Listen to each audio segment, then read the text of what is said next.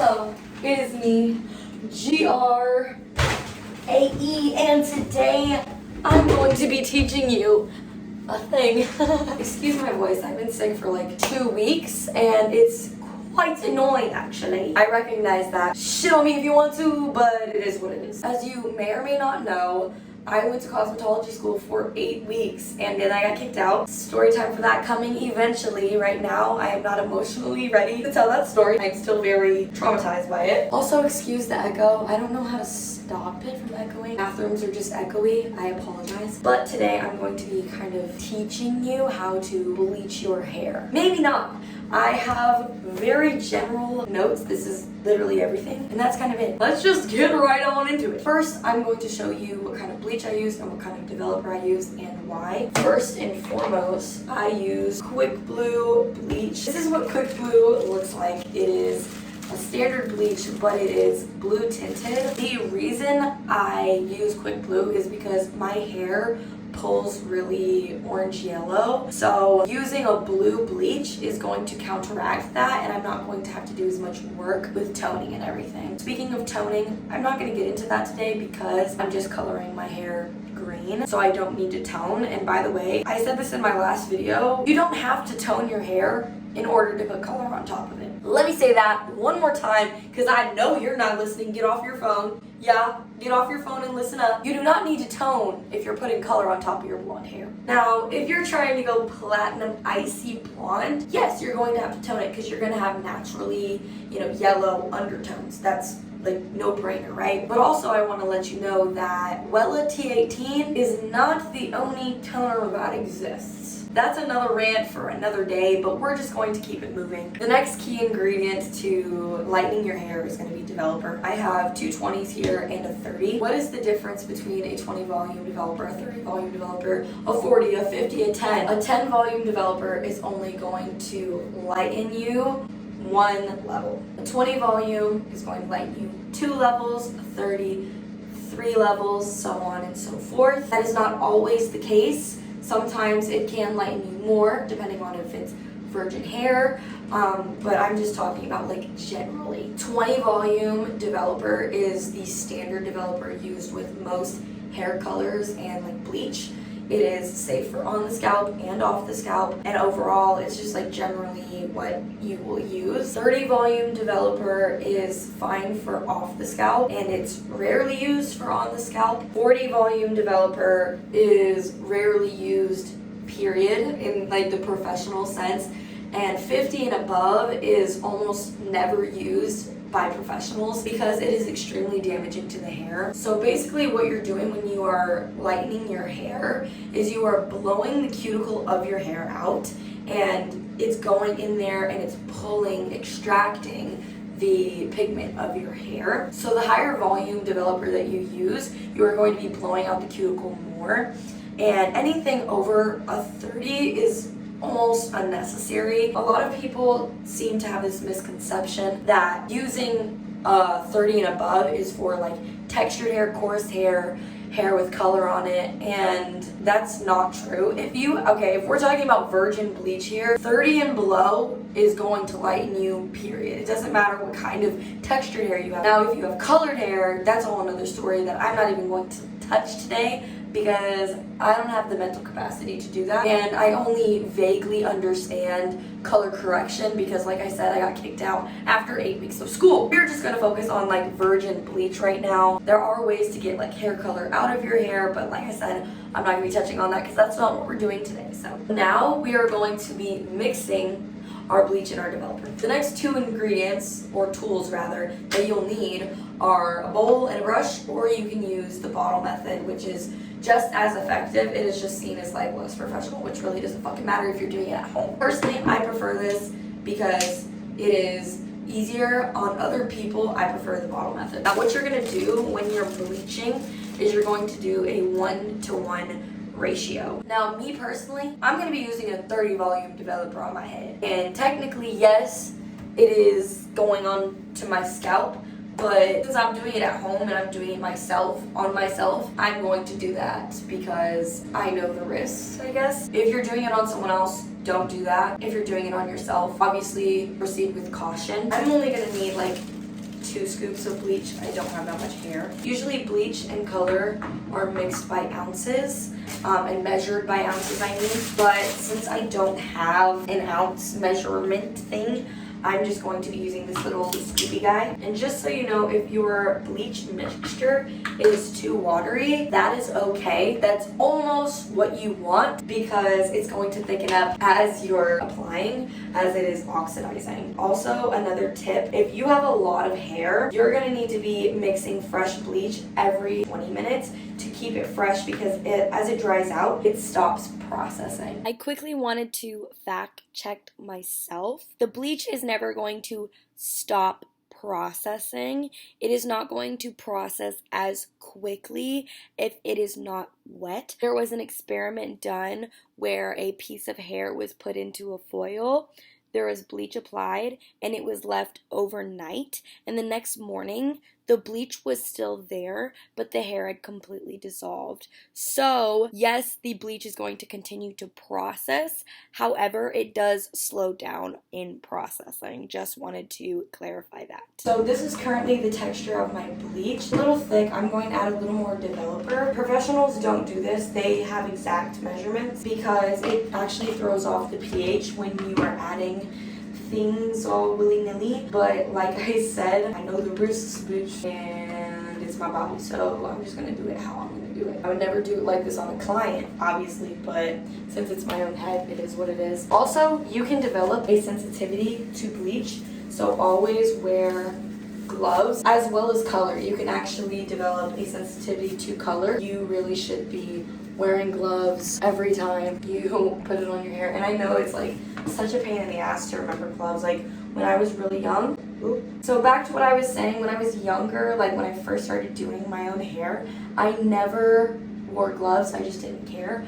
But I didn't realize that you could develop a sensitivity just like anything else, and I decided I don't want to develop a sensitivity, so I always make sure to wear my gloves now. It's just like dairy or gluten. You can just develop sensitivity and your body doesn't have to have a reason why. It'll just be like, you know what, I'm not dealing with this anymore. Also, if you're doing your own hair, I highly recommend starting at the back and then moving forward, especially if you have a lot of hair. You always want to start back and then move forward because the back of your hair is a more resistant typically to color and bleach. I have no idea why. I guess the hair is more coarse because you like lay on the back of your head, whatever the hell it is. I'm not really sure why. But also because you're taking so much time, if you put bleach right on the front of your head first and then move backwards, the front of your hair is going to process super, super, super light, and the back of your head is going to be dark, and that's typically what you see when you see people walking around with like a botched bleach job. Is like the back is super, super patchy and the front is like really, really light, and that's just not the vibe that you want. Also, if you have long hair, you do not want to put bleach on your roots. You want to do that dead last. You want to process your entire head first and then bleach your roots because your roots are just gonna go super, super light, super, super fast because of the heat that you produce. Also, if you're gonna bleach your head, I highly suggest that you do a test strand before you do anything. Don't just like jump into it if you've never done it before, just so that you can tell how your hair is going to process. So you wanna put it like right on the back of your, like right here, right on the nape, just pull a piece out, put everything else up, and then process the entire thing and then see how it lifts. So a lot of times your hair at the very bottom, because it's the most keratinized, it's the oldest hair, it's going to lift either slower or faster. Sometimes it really is just like a case-by-case basis. So you just want to make sure that you do the test strand. So if it barely lifts at the end and it lifts pretty well here, you're going to want to put the bleach at the end first on your entire head, let it process a little bit, then go in and do that middle section, not doing your roots, and then roots dead last. Also, a quick tip from a beauty school dropout really quickly. Don't do what I'm doing, first of all. Never rub bleach into your scalp. That is ridiculous. But you can actually have your bleach catch up to each other. So if you're starting at the back of your head and you're following all the steps that I'm saying, you can use a 20 volume, for example, at the very base and coming forward, and then to make everything catch up to each other, bump it up to a 30 volume in the front so that it all processes at the same time, because like I said, 30 volume is going to process quicker than a 20 volume developer. Processing caps help because they hold in the heat. Processing time. Obviously, you want to go off the manufacturer's recommended processing time, and I guess for some people it's like not recommended mixing brands, but honestly, all developer should be the same, all bleach should be the same, but not necessarily all of the time is it going to be like that. So a lot of people say you should stay within like the same brand. So if you're using Clairol bleach, you should use a Clairol developer, or if you're using a salon care bleach, you should use a salon care developer, so on and so forth. I haven't found any issues with that. But as for developing time, I think you should be checking your hair every 5 to 10 minutes, especially if you're doing it at home, to make sure that it's lifting evenly, to make sure that it is lifting to the lightness that you want it to. You know, obviously you don't want to over process or under process, and max processing time is, I believe, like 45 minutes for most, depending on how much developer you use, obviously. Also, I see a lot of people on YouTube who will notice that their bleach is drying out, so they will spray water onto it. This is a big no-no. I don't give a fuck what anybody says. If the bleach in your hair is drying out and it's not where you want it to be, and you still have process time, you can mix more bleach and apply it on top of that, and that is what professionals will do. They're not just going to spray water, because when you're spraying water, you're affecting the pH, which is really important. I am now going to let this bitch process probably for 15 to 20 minutes. I'm not going to need that long because A, it's virgin hair, B, I'm within my hot zone, C, I'm using 30 volume developer on my scalp, so it's not going to be that long, but I will come back after it is washed out and I will show you guys how it looks. Okay, so this is a great example. If I could get this onto my tripod.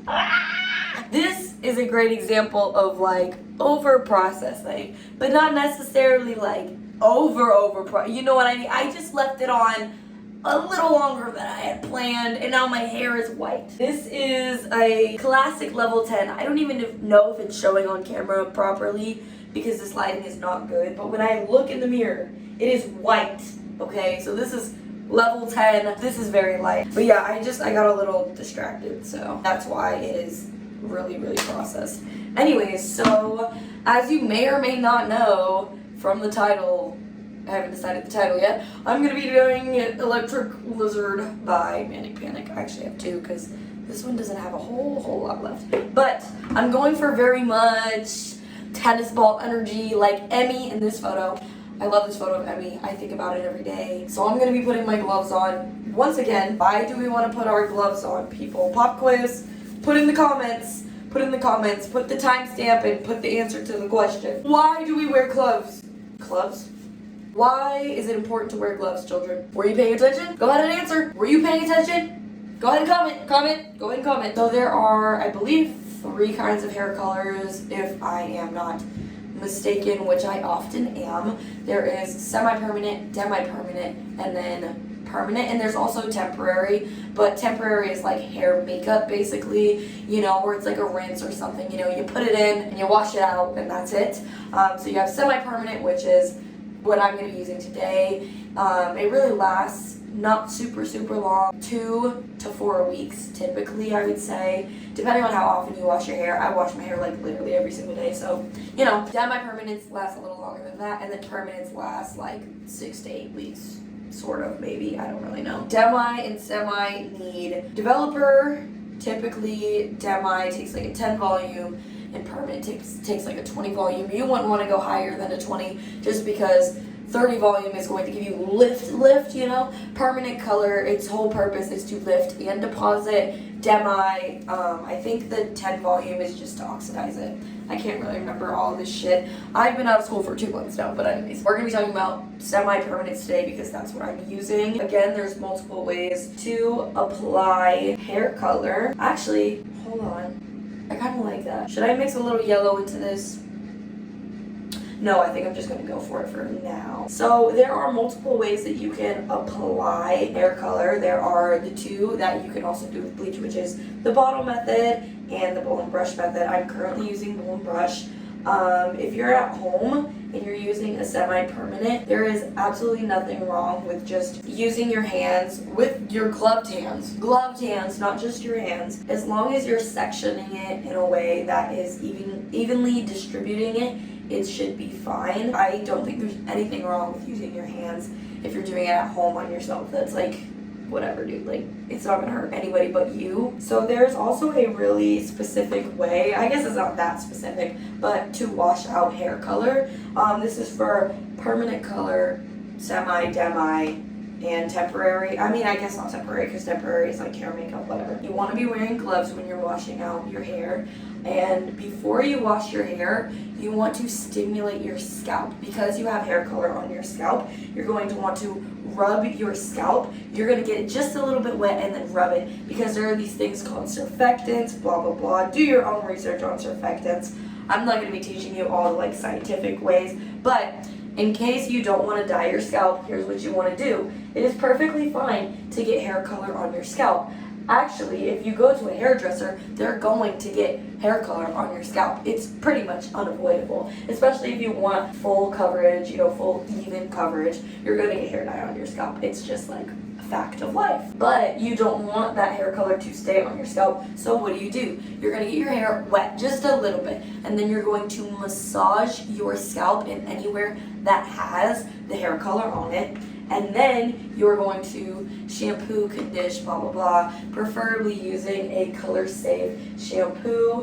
What does color safe mean? Well, basically you want something without sulfates, and what sulfate is sulfur. Sulfur is what strips the fucking color right out of your hair. Processing time for semi-permanents. So it really depends on what kind of color you're using, I think. So basically it depends on brand, ingredients, blah blah blah. I'm using Manic Panic, and I think it says to leave it on for at least 30 minutes. So that's like minimum. 30 minutes minimum with Manic Panic. But it is not so damaging to your hair. A brand that's even better than Manic Panic, in my opinion, is the Eero brand, which is what I used in my last video. And that shit you could leave on for days and it would not damage your hair in any way, because it is made of like damn near purely coconut oil. Like, it's very limited on ingredients. And it's super moisturizing. You could leave it on for 12 hours, you could sleep in it, and it would not damage your hair at all. But it really just depends. 30 minutes is the minimum amount of time for this hair color. So there isn't a maximum amount of time, I guess. There is no max processing time. So I'm assuming that you can leave it on for as long as you want.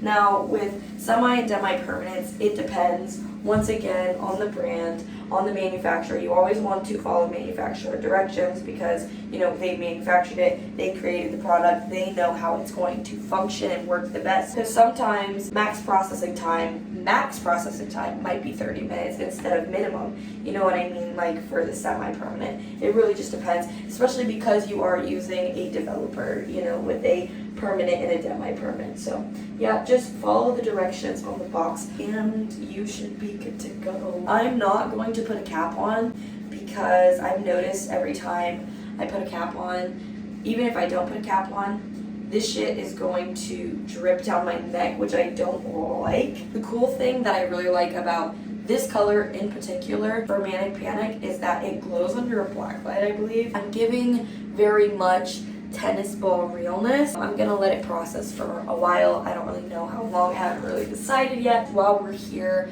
I'm going to answer a few questions that I've been getting recently that I don't really understand why I'm getting, but I'm going to answer them anyway. So my first question is, and it's not always framed as a question, oftentimes it is, you should grow your hair out, or why don't you grow your hair out, or why do you shave your head? Well, to put a long story fucking short, I shoved a whole bag of jelly beans up my ass. I shaved my head for the first time when I was 12 or 13. My dad did it, actually. I made this whole PowerPoint presentation. I made a whole YouTube video listing all the reasons I wanted to shave my head. He had let me get a pixie cut or whatever, but my mom was like, fuck no, we're not shaving your head. That's weird. I don't get it. We're not doing that. And so I made this whole long YouTube video. It was 12 minutes long or something. And so he finally decided he would. He shaved my head, blah, blah, blah. It was this thing. At the time, I only really wanted to do it because I thought it would just be cool. It was just one of those things that it was like, I should do this once in my life. And I just happened to be 13 the first time I did it. 12 or 13, I can't even remember it now. But why do I have my head shaved now? The last time I shaved my head, I had grown out my hair for over 2 years. It was really long, but I got injured, and that is this pinky right here. And I was in this splint that was like this. I couldn't really bathe myself for months. I wasn't able to wash my own hair. I wasn't able to put my hair into a ponytail or a bun, and at the time I was in the army, so it was imperative that I was able to put my hair into a bun every single day. It was really important. So my fiance at the time was doing my hair every day, and it was just I felt like a burden, and also I felt like less of a person because someone else was taking care of me. And I've always been the type of person that I got myself. I have my own back all the time. I don't ever want to rely on anybody. I've always got myself out of tricky situations, and my solution to that situation was I was going to shave my head. It's on my YouTube channel. You can go watch it, whatever. So I shaved my head, and then I was in rehabilitation for my finger for months after that. I had a second surgery, and it was just this whole thing, and it was just easier to have short hair. Well, I tried to grow it out multiple times, but I hate the awkward stage. It just is So I just kept it shaved. Also, I'm into minimalism, and a way to save money with minimalism is not having as many products or not having to buy as many products, so I don't have to buy as many hair products. It's so funny that I make a point of saying I'm a minimalist, and it's so easy because I don't have to buy shampoo and conditioner, but yet I'm coloring my hair all of the fucking time. Eventually, once I actually moved to Florida, which that's a video coming soon, by the way. I have so much to update y'all on. Once I move to Florida, I'm going natural with the hair because this is not sustainable for me. It is not easily kept up, A, and B, I don't know. I'm over it. And to put it very simply, I like how I look without hair. It is just my preference, and I'm not here to impress anyone. Personally, I like this vibe. It is my vibe. It's not what makes me me, but I'm not just any other bitch because I have this hair. So I like that. And I like being able to change it a lot. And if my hair was really long and I was bleaching and dyeing it as much as I am now, it would be fried and it would fall off, and there'd be just no way to take care of it. It wouldn't look good. So right now I can do a lot of fun things, and yeah. A question that often goes along with that is, when are you going to grow out your hair? Are you ever going to grow out your hair? Are you going to be bald forever? Short answer, I don't know.